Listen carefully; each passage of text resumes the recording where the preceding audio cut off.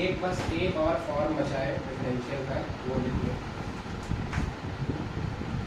D of और last format Y F X Y D x plus x G X Y D Y बराबर 0।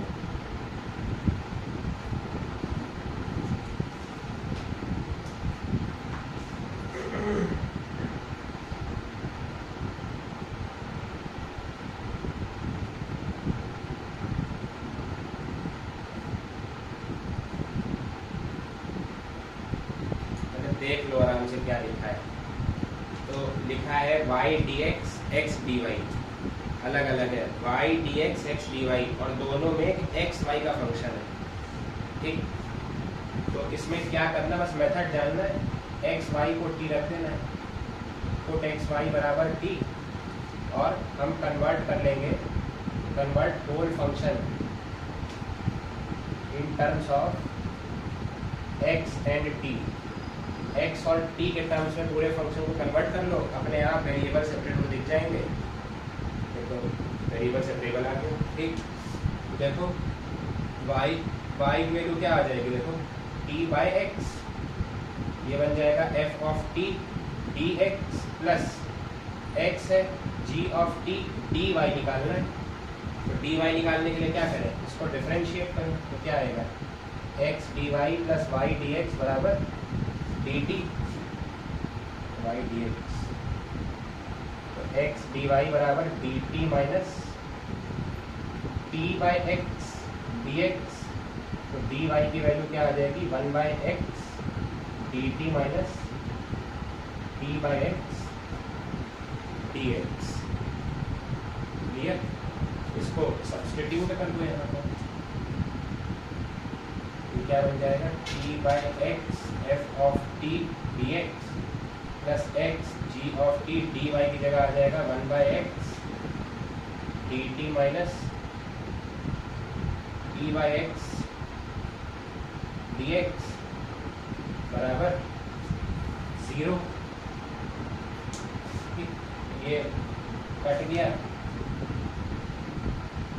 T f t d x by x plus क्या क्या आ रहा है देखते भाई, g t d t minus g t into t by x d x equal to 0। तो जब डी एक्स बाई एक्स को कॉमन ले लेंगे तो अंदर क्या बचेगा, t f t minus t g T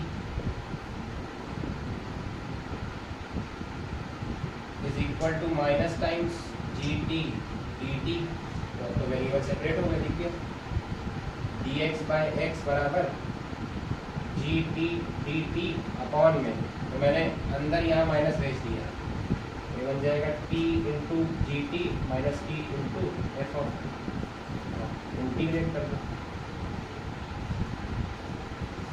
रटना तो कुछ भी नहीं है, खाली समझना है क्या क्या किया। एक्स वाई बराबर टी रखना है और पूरे फंक्शन को टी और एक्स में कन्वर्ट कर लिया। तो जहाँ जहाँ वाई दिखे वहाँ टी बाई एक्स रख दो और डी वाई के लिए सब्सटीट्यूशन ये लगा है, ये ध्यान रखना है डी वाई को कैसे कन्वर्ट करना है, डी वाई को कन्वर्जन बस। तो वेरिएबल सेपरेबल है, याद इसलिए रखना क्योंकि अभी वो फंक्शन क्या बनेगा वो हमें नहीं पता ना वहाँ पर।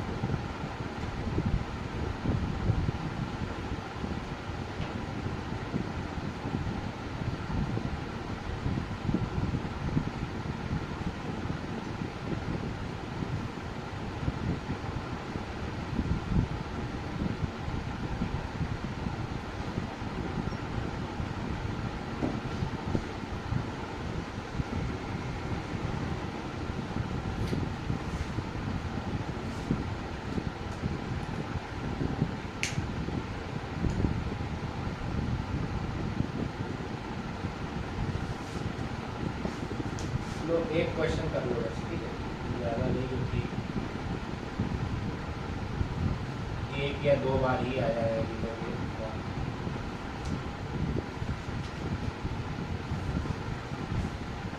खाली तरीका समझ आ जाए क्या करना है।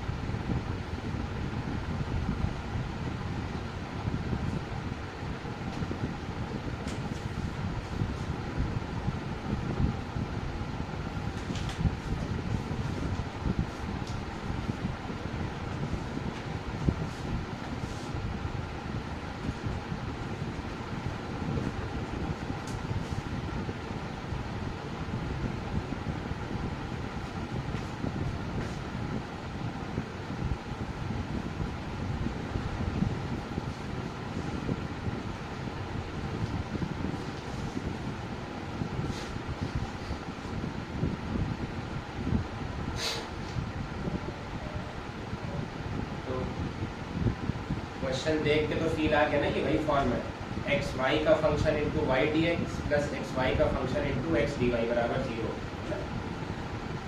बताइए क्या करना है, बस तो समझाया वही कर दो। और इसके बाद बस एक पेज छोड़ देना एक वर्ड प्रॉब्लम के लिए, प्रोबेबिलिटी स्टार्ट करेंगे।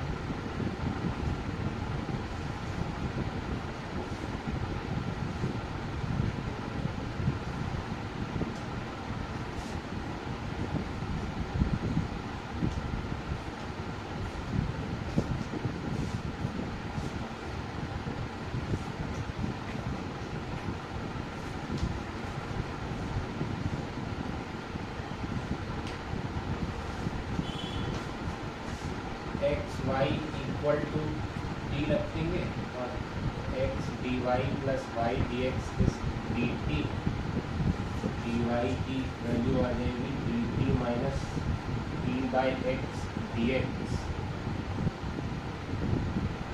Into 1 by x.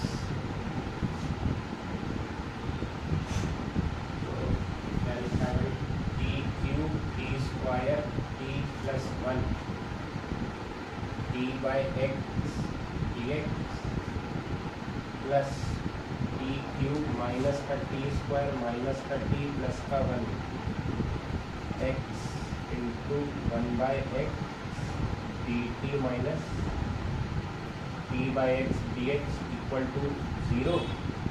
So I am collecting d x by x वाले टर्म एक साथ,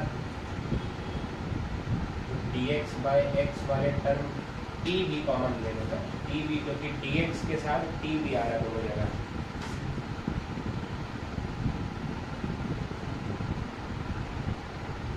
तो आ जाएगा t cube plus t square plus T plus 1, इधर वाले में माइनस है तो अंदर हो जाएगा minus t cube plus t square plus t minus 1। हाँ, और साथ में आ जाएगा t cube minus t square minus t plus 1 into d t equal to 0। क्या क्या लग रहा है भाई, ये चला जाएगा, बस यही है।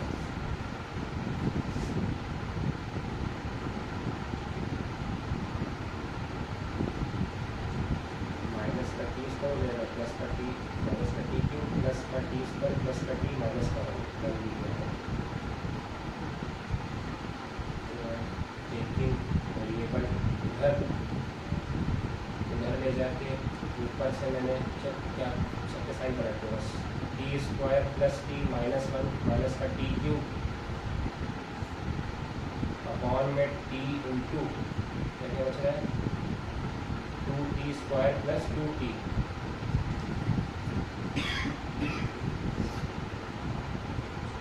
D t.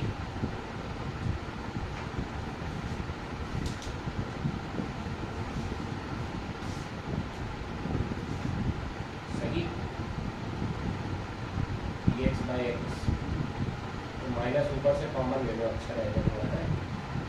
तो ये आ जाएगा टी क्यूब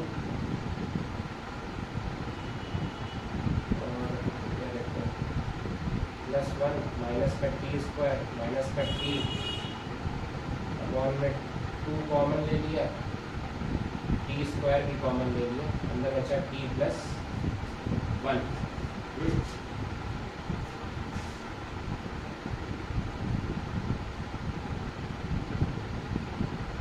इंटीग्रेट करना है इस एक्सप्रेशन को बस।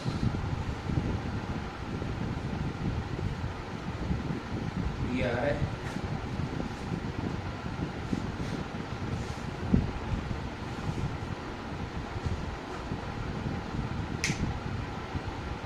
t+1 को कट ही गया है,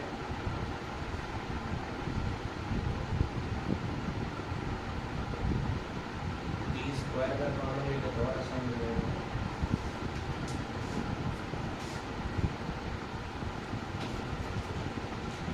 यहाँ तक चेक कर लो, ये ऐसे ही होना चाहिए भाई, तो मिस्टेक हो तो बताओ।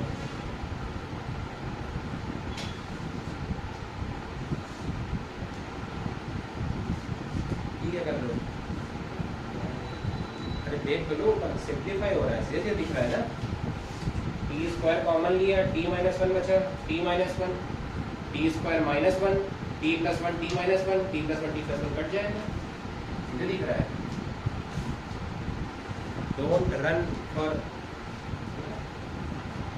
स्कूल में सवालों में होता है, सवाल देखा लग जाओ।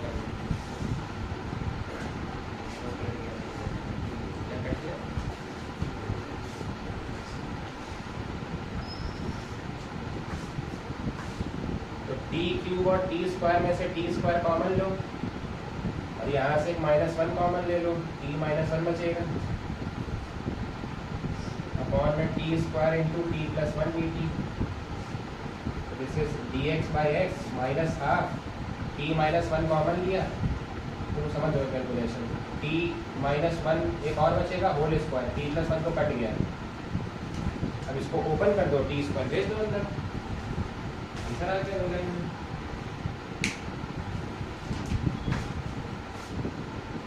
कैलकुलेशन में थोड़ी समझनी पड़ेगी।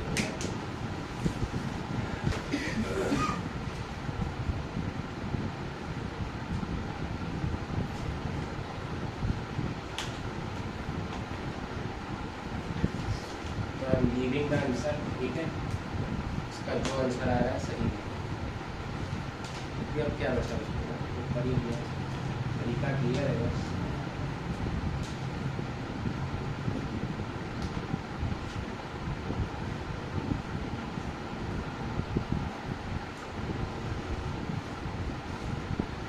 एक पन्ना छोड़ देना, एक वर्ड प्रॉब्लम है, अच्छी सी है, एओडी और डिफरेंशियल मिला के, तो वो अपन कल कर लेंगे।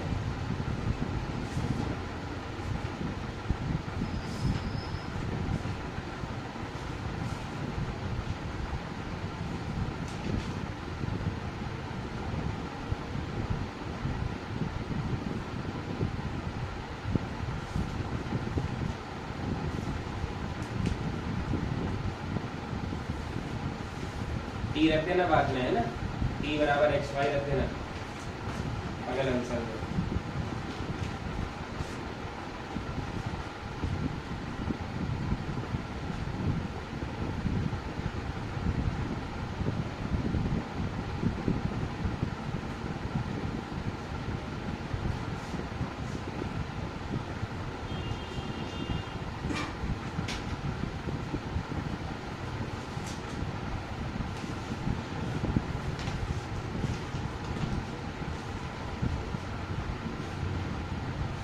एक पन्ना छोड़ने के बाद है,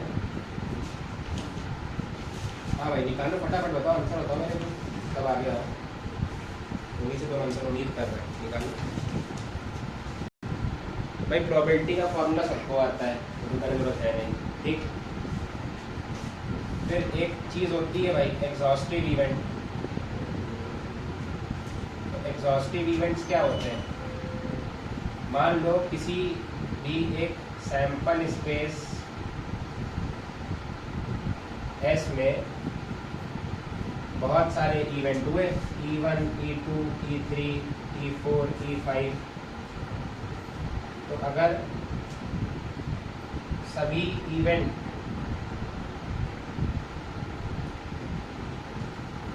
उसकी प्रोबेबिलिटी का सम 1 आ जा रहा है, तो हम लोग इनको क्या कहेंगे? याद है ना, एग्जॉस्टिव इवेंट्स। तो सर ये तो ऑब्वियस ही बात है, 1 ही आएगा। अरे नहीं भाई, जरूरी थोड़ा ना है 1 है। जैसे मैंने डाइस फेंका और मैंने कह दिया getting a prime number, getting an odd number, 2 event मैंने डिस्क्राइब कर दिए, दोनों की प्रोबेबिलिटी का सम 1 आएगा क्या? प्राइम और ऑड आ भी सकता है, लेकिन वो पूरा सैंपल स्पेस नहीं कवर कर रहा है। सोचो ऐसे, getting a prime number and getting a odd number, तो पूरा सैंपल स्पेस नहीं कवर कर रहा है ना। तो ध्यान देने वाली बात ये भी है कि they must cover entire sample space.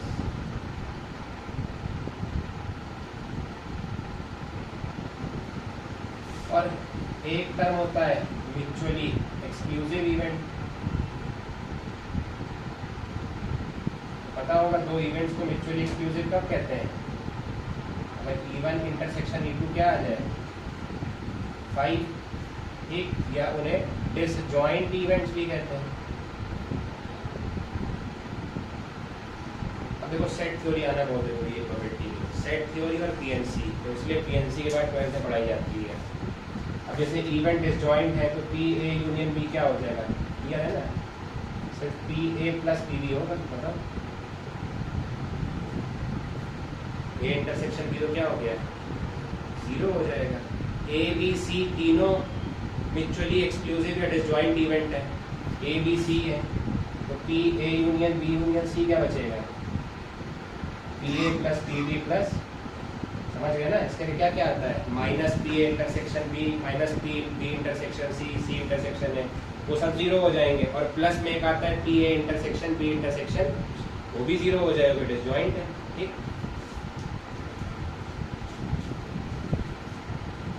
और क्या क्या चीज़ें होती हैं बेसिक में भाई?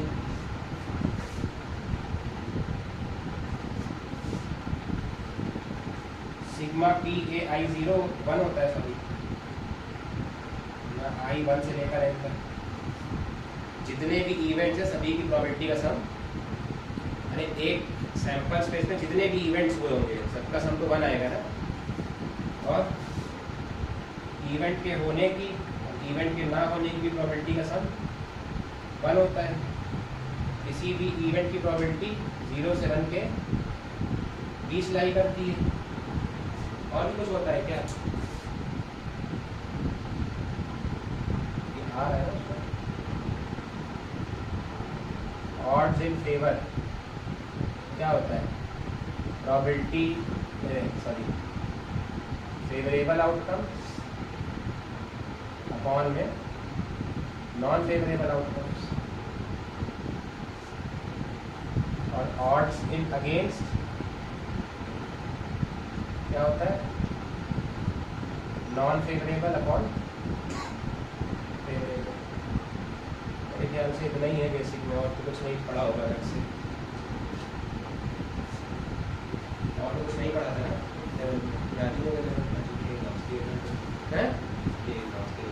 म्यूचुअली एक्सक्लूसिव इवेंट्स होते हैं, नहीं कहते हैं म्यूचुअली एक्सक्लूसिव नहीं होते।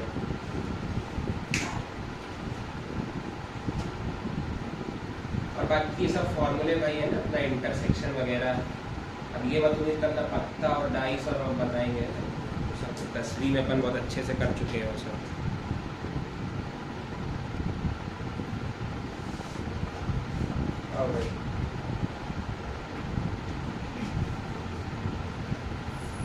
देखो आसान आसान है। Coin is tossed 3 times,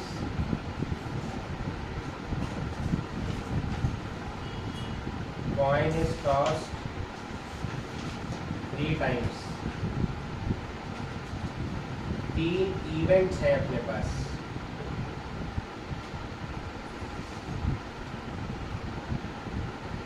no head appears, exactly 1 head appears, at least 2 head appears।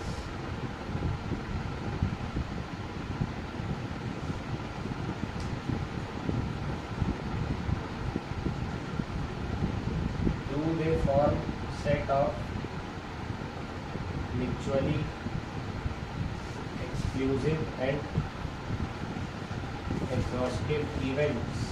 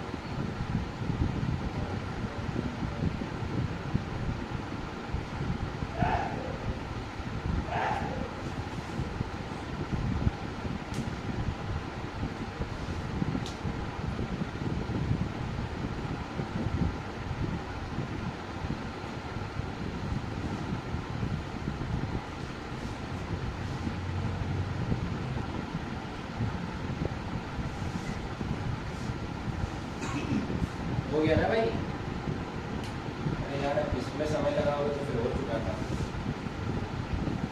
T T T T T H T H H H H H H T T और H H T T H T H T H 1 2 3 4 5 6 7 8 outcomes हो गए ना? Clear है ना?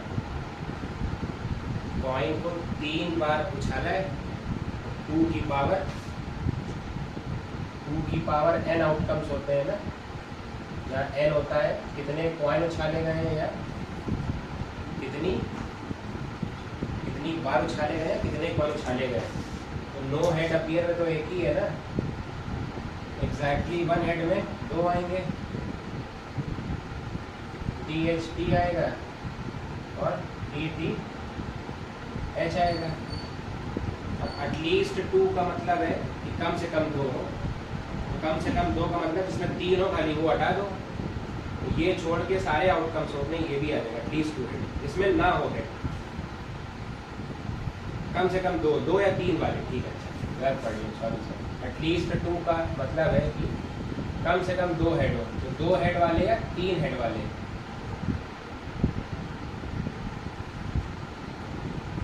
इसमें छूट गया था वो एच टी टी वाला है,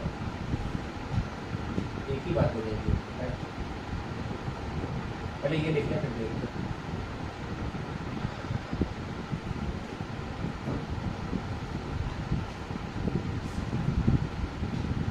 लिखेंगे ना उसमें, बिल्कुल कह रहा है उसमें।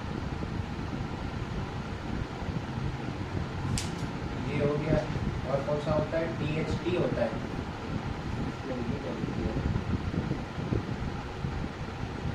हेड हेड टेल्स हो गया, टेल हेड हेड हो गया, हेड टेल हेड हो गया, ऐसा।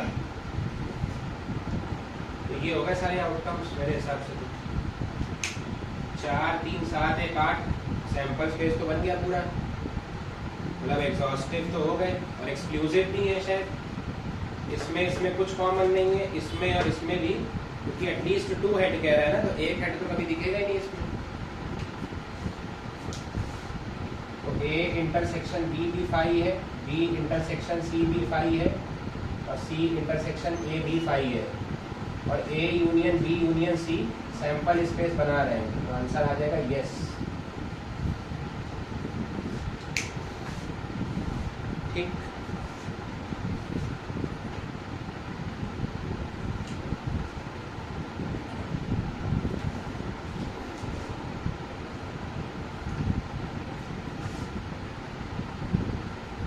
find probability of getting sum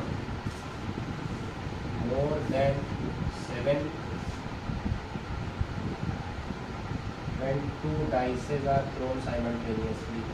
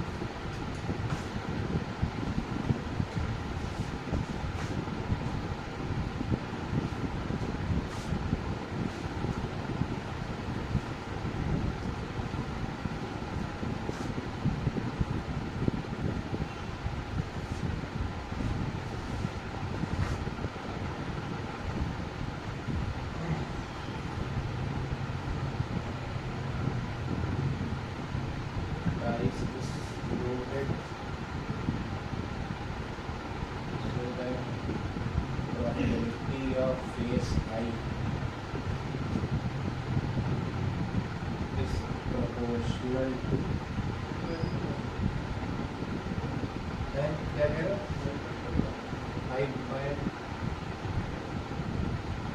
5/12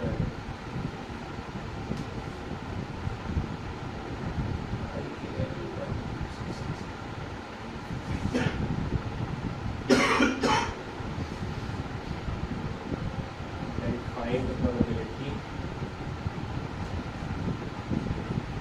of occurrence of prime number when the dice is rolled.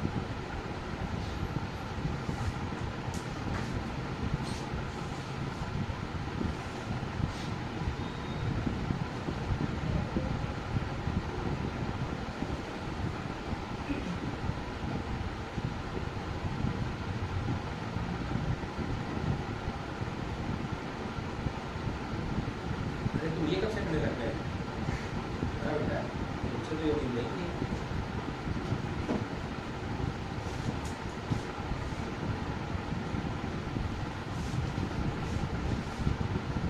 भाई 36 के 36 आउटकम कोई भी ना लिखना, ठीक है? फटाफट ये बना लो जिसको नहीं आता है। 2 लाने का, बस 2 से कम सम तो आएगा नहीं। 2 लाने का एक तरीका होता है, 3 सम लाने के 2 तरीके, फिर सम लाना है 4, तो 4 लाने के लिए, फिर 5 सम लाना है, और इसको याद कर लो। 6 सम लाना है, 2 4 3 3 4 2 5 1। 7 सम लाने के लिए 1 6 2 5 3 4 4 3 5 2 6 1। फिर 8 सम लाने के लिए 2 6 3 5 5 4 4 5 3 6 2। फिर 9 सम लाने के लिए हो जाएगा 3 6 4 5 5 4 6 3। 10 लाने के लिए हो जाएगा 4 6 5 5 और क्या कहते हैं अपना 6 4। 11 लाने के लिए 5 6 6 5 और 12 लाने के लिए 6 6। अब देखो एक ऑर्डर दिख गया होगा, शायद दिख रहा है। 7 तक सम लाने के लिए नंबर ऑफ आउटकम्स हमेशा सम -1 होंगे। 2 लाने के लिए 1 आउटकम, 3 लाने के लिए 2, 4 लाने के लिए 3, 5 लाने के लिए 4, 6 लाने के लिए 5 और 7 लाने के लिए फिर पलट दो, बस घटने लग जाएगा। 8 के लिए 5, 9 के लिए 4, 10 के लिए 3, 11 के लिए 2, 12 के लिए। ये याद कर लो, सवाल फटाफट होंगे बस, है ना? इधर सीरीज में क्या है, आउटकम्स बराबर सम -1, जो भी सम लाना है, ठीक? बस इतना याद रख लो, उसके बाद तो बस घटाते चलना है। यहाँ 6 पे पहुंच गए थे, फिर 5 4 3 2 1, बस 7 तक याद कर लो। 8 पे आउटकम 5 हो जाएंगे, 9 पे 4, 10 पे 3, 11 पे 2, 12 पे 1।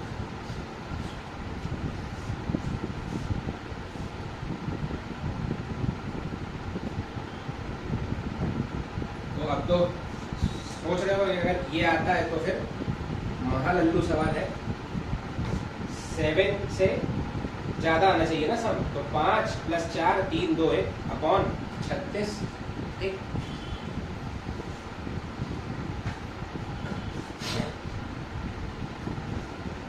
तो 5 4 9 9 3 12 2 14 1 15 15/36 आ गया आंसर।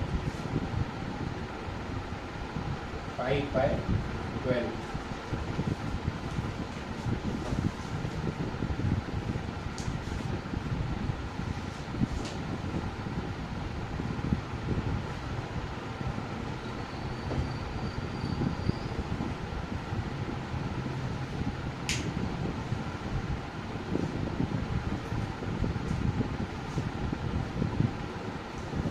कंठस्थ कर लो तो किसी प्रकार का सवाल आ जाएगा उसमें। उसमें तो डाइस में तो क्लियर हो जाएगा।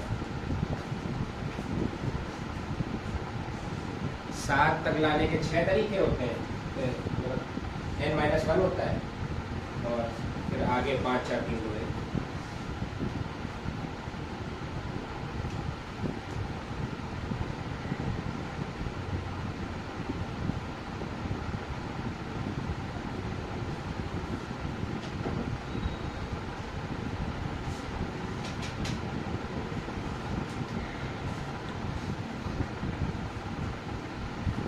नेक्स्ट करो फिर।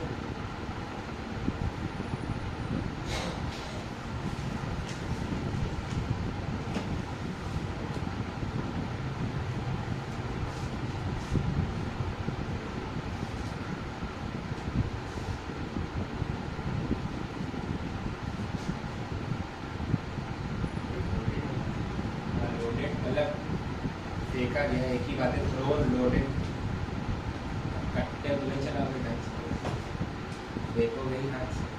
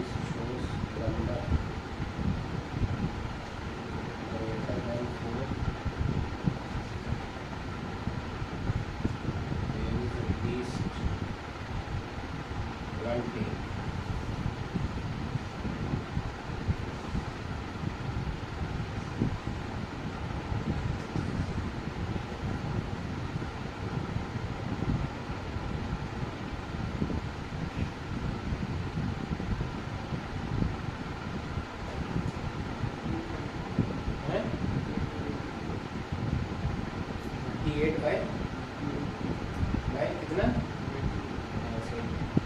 38/91।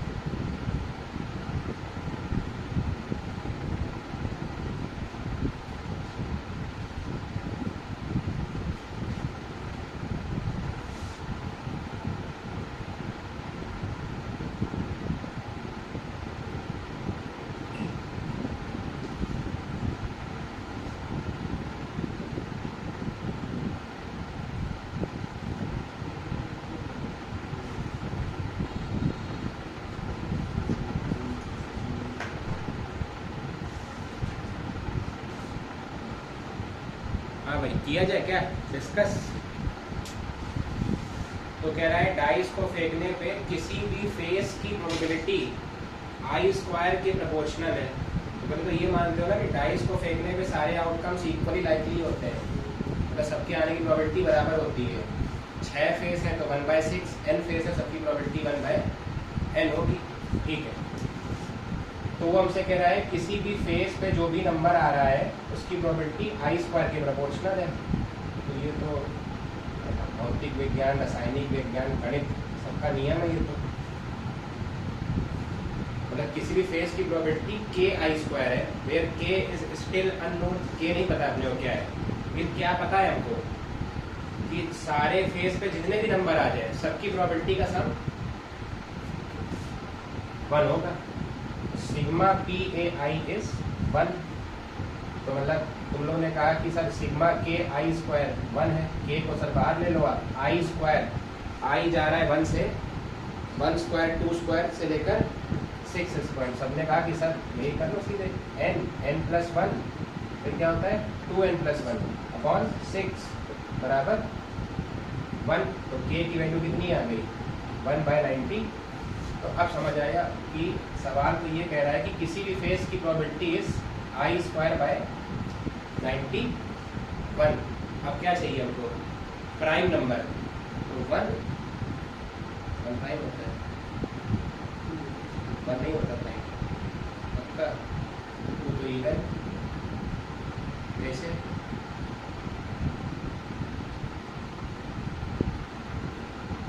याद ऐसा कुछ होता है और ना कुछ नहीं। अरे प्राइम का मतलब होता है डिविजिबल बाय 1 एंड इटसेल्फ। तो हमको किसकी किसकी चाहिए, 2 की, 3 की और 5 की। तो कितना हो जाएगा, तो क्लियर है ना, 4/91 प्लस 9/91 प्लस 25/90, 38/91 इसका आंसर।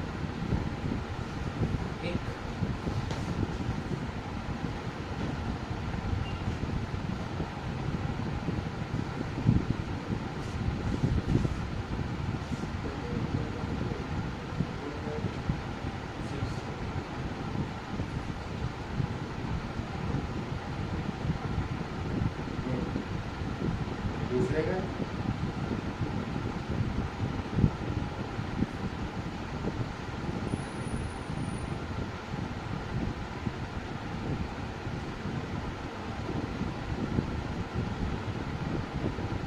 T5 और T6 की प्रोबेबिलिटी 1/12 ली है।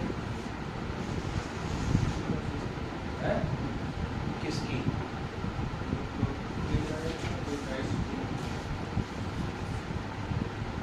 पहले वाले में आउटकम होंगे T5 और T6, ये तो हो गए। इनकी प्रोबेबिलिटी क्या ली तुमने, 2/6 प्लस 2/6।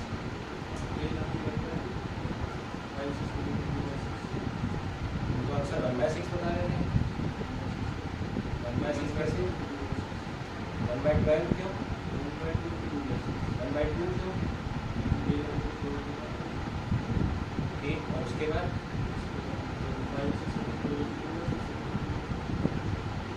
5 और 6 आने की प्रोबेबिलिटी,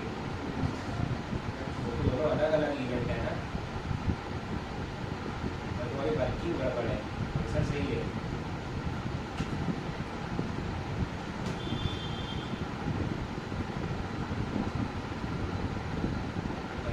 अच्छा ठीक है, तुम अभी उससे कर रहे हो, समझ गए, तो इंडिपेंडेंट इवेंट थ्योरम से कर रहे हैं, P A intersection B P A into P B से कर रहे हैं, ऐसा है, ठीक है। हाँ तो कर सकते हो, सही है, सही है, सही है।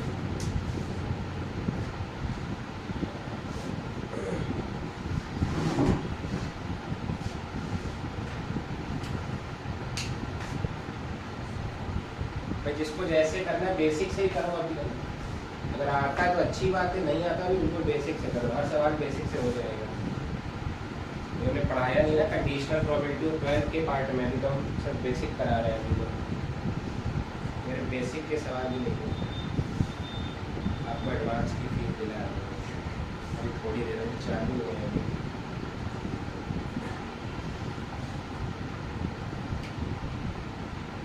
तो पहले सैंपल स्पेस क्रिएट करो। कॉइन को टॉस किया गया है, कह रहा है हेड आने पे फिर से फेंक रहा है कॉइन, तो हेड के बाद या तो हेड आ सकता है या हेड के बाद टेल आ सकता है, यही होगा। लेकिन कह रहा है टेल आ गया तो डाइस फेंकोगे, तो आउटकम ये ही हो सकता है।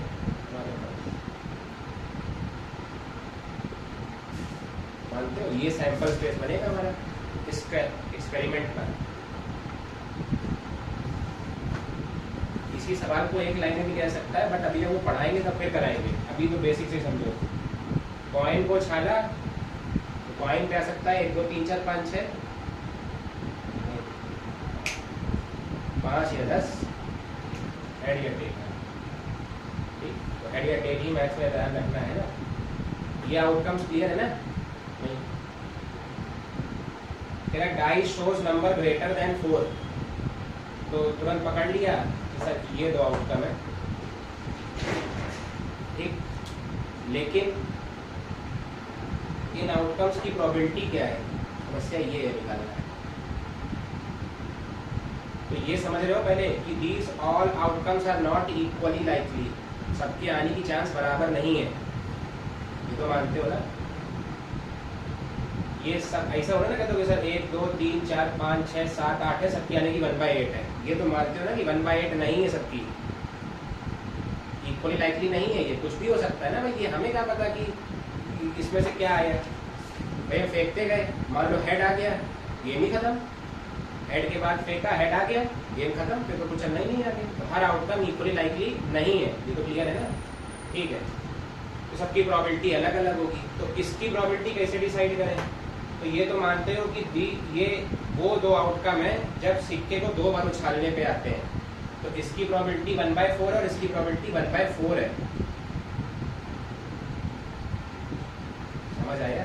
सिक्के को 2 बार उछालते तो क्या कह सकता है, head head head tail tail tail tail head, तो सिर्फ ये आ जाए 1/4 या ये आ जाए इज ऑल्सो 1/, तो मैं प्रोबेबिलिटी लिख रहा हूँ सबकी।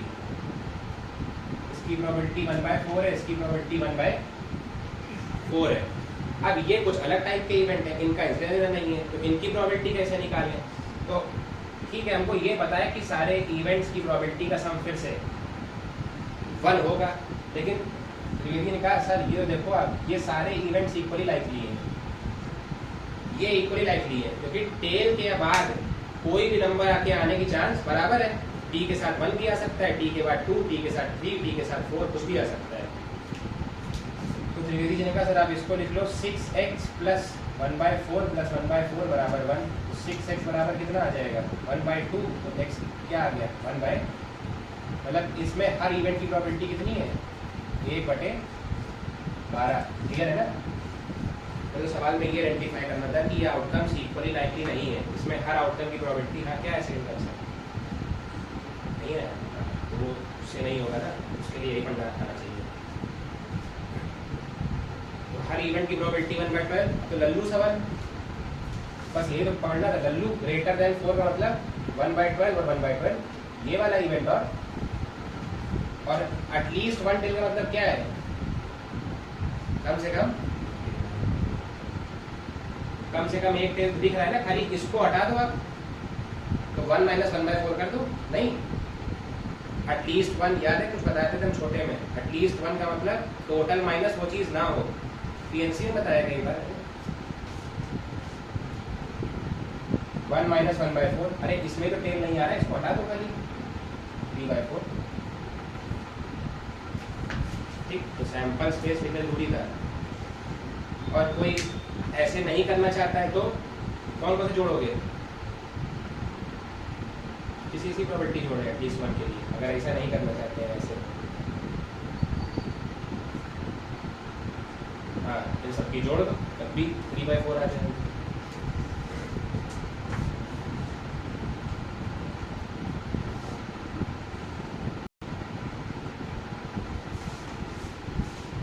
हाँ भाई, और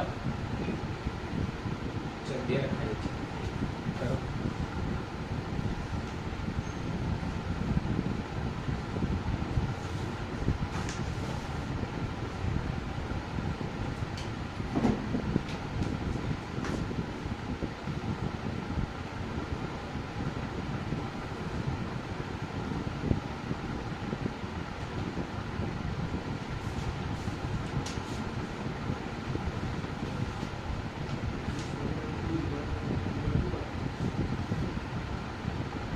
find the set of all values of t on the final answer बताना है। एक ही है कॉमन पार्ट, क्या बता रहे हो सर? नहीं, एक आंसर लाना है, कंबाइंड आंसर देना है, अलग अलग थोड़ी ना, एक ही आंसर देंगे सबको सेटिस्फाई करे।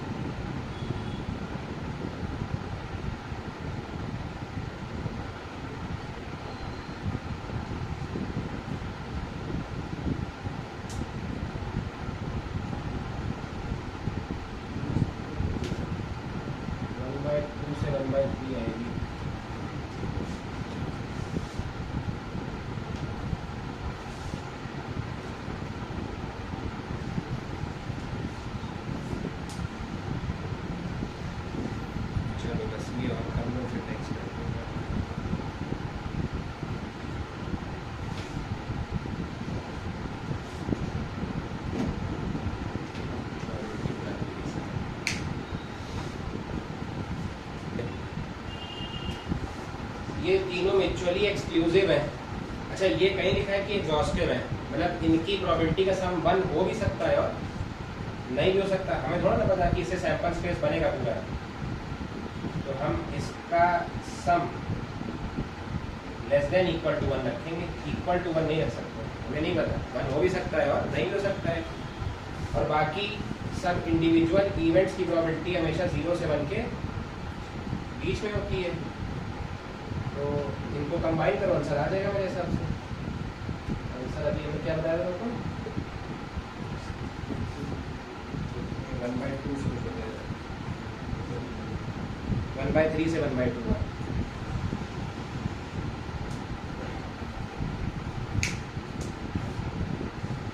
क्लियर है ना ये क्यों किया है? भाई हर इवेंट की प्रोबेबिलिटी 0 से 1 के बीच होगी और उनकी प्रोबेबिलिटीज का सम या तो 1 होगा या 1 से कम होगा।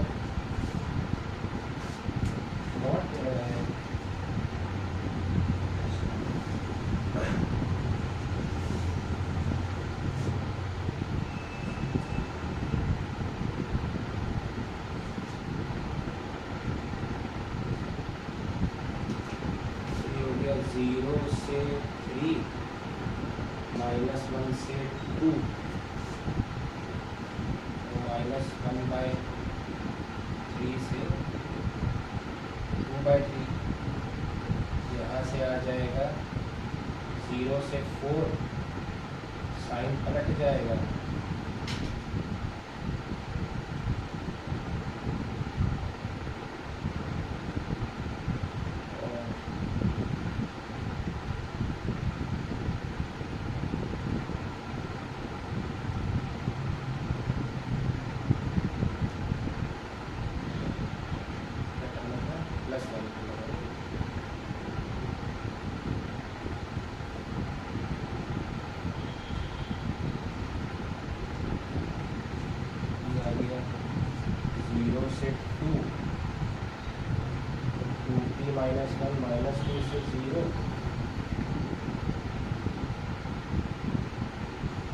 +1 किया, 1 से -1, 1/2 से -1/2, यहाँ से गया। चेक करें भाई कहीं मिस्टेक ना हो है। ऊपर वाला सवाल बता दो, इससे क्या आ रहा है आंसर?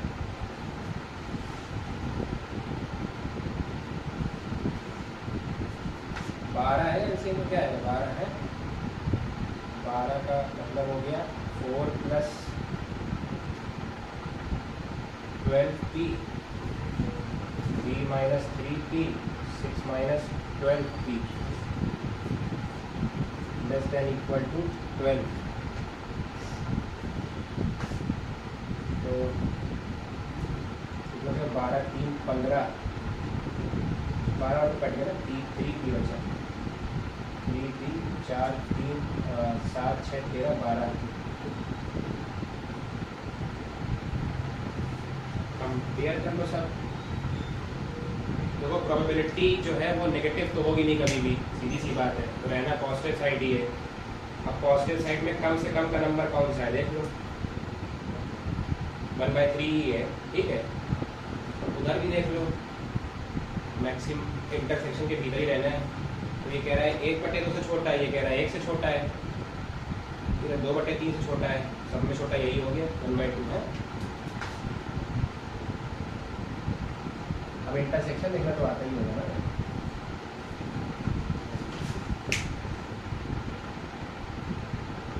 भाई पॉजिटिव ही साइड रहना है, तो पॉजिटिव साइड में मिनिमम वैल्यूज 1/3 आई थिंक है, क्योंकि ये तो 0.67 होता है, तो 0.33 है।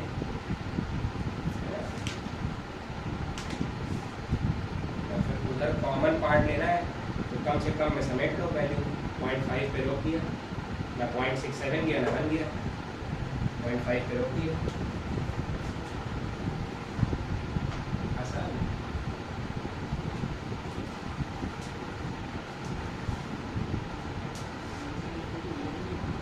लेस देन इक्वल टू 0, सोचो क्या कह रहे हो।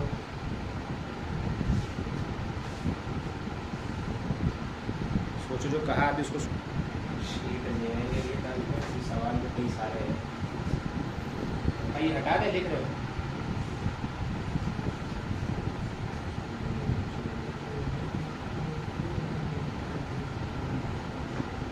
determinant is chosen at random from set of all determinants of order 2 with element 0 and 1 only. Find the probability inverse of determinant exists. पता है नहीं तो हम चालू करें, कुछ आइडिया आ रहा तो बताओ। जो सिमेट्रिक है डिटरमिनेंट नॉन जीरो होना चाहिए, डिटरमिनेंट एग्जिस्ट करने इनवर्स एग्जिस्ट करने के डिटरमिनेंट नॉन जीरो होना चाहिए। इनवर्स की कंडीशन ही यही होती है। तुम इनवर्स निकालते हो मार्टिन्स रूल, सबसे पहले क्या चेक करते हो, डिटरमिनेंट की वैल्यू जीरो है कि ये चेक करते हो। पहला स्टेप सवाल कर देते भूल जाते हो, भूल जाते ना तो उसमें याद रखना, बोर्ड में नंबर कट जाएगा। नहीं दिखाओ अगर वो स्टेप बोर्ड में डिटरमिनेंट चेक किया है कि नहीं किया है, आधा नंबर काट लेंगे सवाल में। तो probability that inverse of a determinant exist, तो इनवर्स एग्जिस्ट करने के लिए determinant of A should be non zero. तो हमको वो कंडीशन देखनी है डिटरमिनेंट जीरो ना हो, उसी की प्रोबेबिलिटी निकालनी है। ये तो कह रहे सवाल डिटरमिनेंट 2/2 का है, तो लल्लू सवाल फंस गया। 3/3 तो अभी अच्छे खासे पर अच्छे उड़ते हैं हमारे लिए। 2/2 सही है, चलो हो जाएगा। एंट्री क्या क्या भर सकते हो, जीरो और अब क्लियर है कि डिटरमिनेंट चाहिए non zero. Determinant non zero तभी आ सकता है भाई, डिटरमिनेंट निकालो है क्या, डिटरमिनेंट निकाला AD माइनस, अगर दोनों 1 हो गए मतलब AD और BC तब भी डिटरमिनेंट जीरो, और दोनों जीरो हो गए तो भी डिटरमिनेंट। मतलब हमको ये ध्यान रखना है कि एक टाइम पे AD जीरो हो तो BC जीरो ना हो, और AD 1 हो तो BC 1 ना हो। चमका। तो पहले क्या चेक कर लें कि AD मान लो हमने 1 कर दिया, तो AD को 1 करने का तरीका तो एक ही है। AD की वैल्यू 1 आ गई, इसका एक ही तरीका है, एक AD 0 हो जाए, कितने तरीके, 2, अरे A में 0 रख दो, यहाँ 1 रख दो, 3 हो जाए तरीके हैं, 3 सॉरी। AD 0 लाने के 3 तरीके, 0 1 1 0 0 0, ठीक। अब ये तो बाउंड हो गया ना साइमल्टेनियसली, कि अगर इसको 1 किया है तो BC तो 0 ही होना है, उसको भरने का एक ही तरीका है BC को तब। तो इस केस में और वेरिएशन नहीं देख सकते, और इसको 0 कर दिया है तो BC को सिर्फ 1 ही भर सकते हैं, और कोई वेरिएशन BC में नहीं कर सकते। क्लियर ना। अब बात BC पे कर लेते हैं, तो BC में भी सेम होगा भाई। BC को अगर हमें 1 लाना है तो 1 लाने का एक ही तरीका है, B और C दोनों 1 हो, और BC को 0 लाना है उसके 3 तरीके हैं। अब इसके करस्पॉन्डिंग AD को भरने के लिए सिर्फ एक ही ऑप्शन है अपने पास, अगर BC 1 है तो AD को 0 करो, और BC 0 है तो AD को 1 करो, और कोई तरीका तो मतलब इसमें वेरिएशन नहीं चेक करना है हमको कि अंदर और पॉसिबिलिटी बन सकती है। अच्छा, टोटल केस कितने होंगे, तो हर एलिमेंट को भरने के 2 तरीके हैं, 0 1 0 1 0 1 0 1, तो 2 की पावर 4 टोटल ऑप्शंस है भरने के लिए। अरे डब्बा मेथड 4 एंट्रीज डालनी है, पहले को भरने के 2, दूसरे को 2, तीसरे के 2, चौथे को 2। टोटल बेस 16 है, और पॉसिबल बेस कितने हैं, 3 3 6 और 2 8, तो प्रोबेबिलिटी कितनी आ जाएगी, 8/16 मतलब 1/4।